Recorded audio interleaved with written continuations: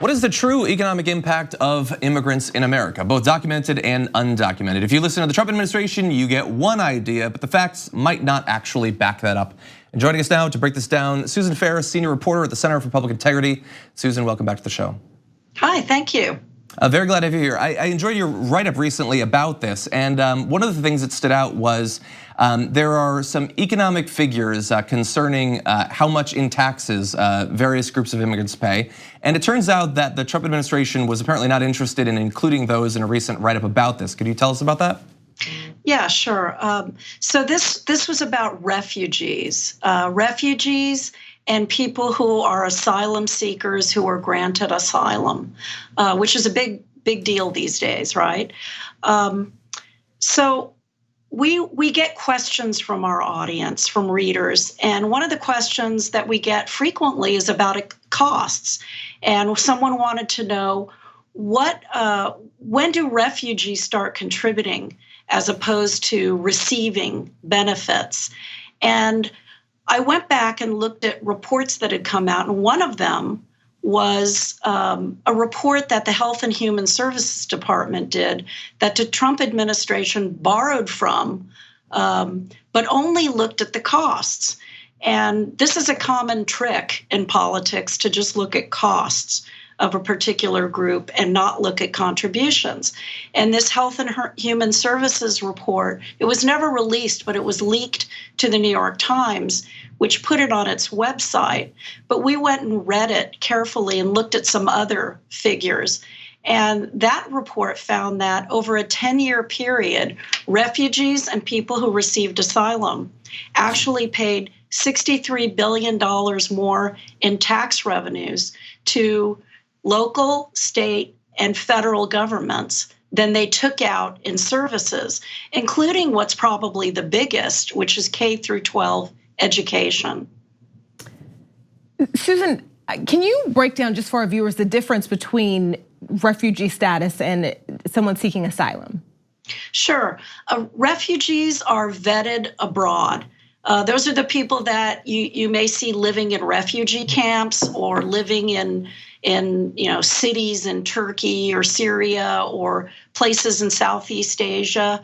A lot of refugees who've been admitted in recent years are Burmese, some Syrians, of course, and people from the Democratic Republic of the Congo. And refugees go through a long vetting process, and then they're given permission to come in, and they're given some help when they get here. Their travel expenses are paid, but they have to pay it back.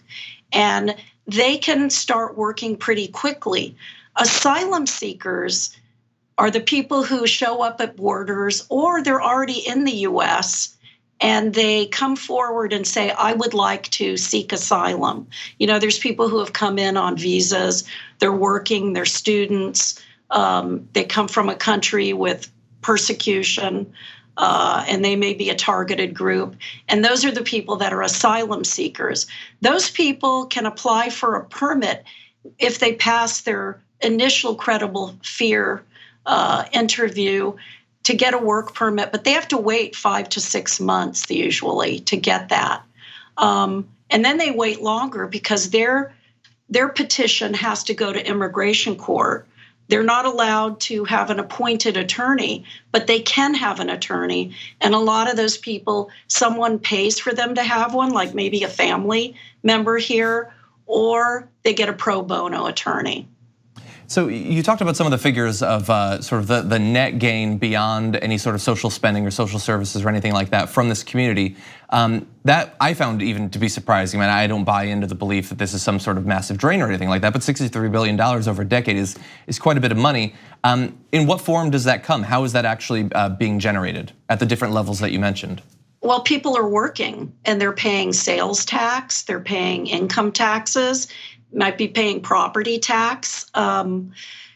Refugees have a really high rate of participation in the job market, and asylum seekers. Once they get a work permit, they go to work.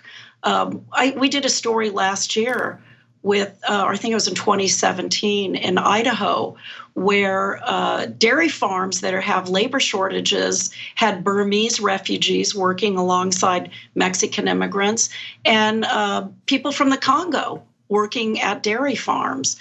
I live in the Washington, D.C. area, and you can see all sorts of people from refugee countries working all the time.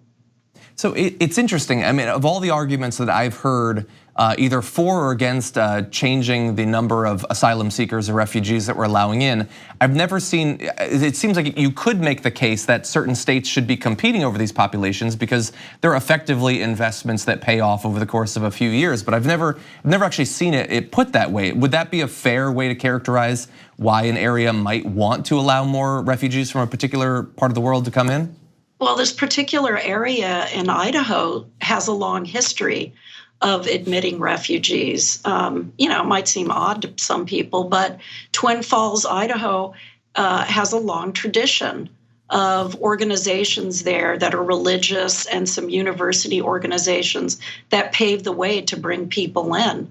There's people there who now work at assisting at bringing in refugees who were refugees themselves. So when I talked to dairy farmers there, they were very interested in putting refugees to work, especially because people weren't coming over the border anymore from Mexico in the numbers they used to, and construction companies too. It's an interesting thing, and I don't want to minimize the fact that there are expenses at first. Especially, I think schools have expenditures they have to make if they're going to, invest in helping people, the children learn English. There are people that receive some public assistance, food stamps, some cash. That's primarily refugees who come in vetted, ready to go. But those numbers decline over the years dramatically. Very dramatically. Well, fascinating data. It would be very interesting to see if more people were aware of this, how it might shift their views on refugee resettlement. Susan Ferris of the Center for Public Integrity, thank you as always. Thank you.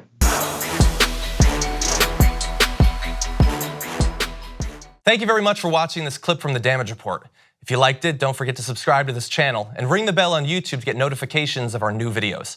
And of course, you can catch the full Damage Report live every weekday at 1 p.m. Eastern, 10 a.m. Pacific on TYT Network on YouTube TV.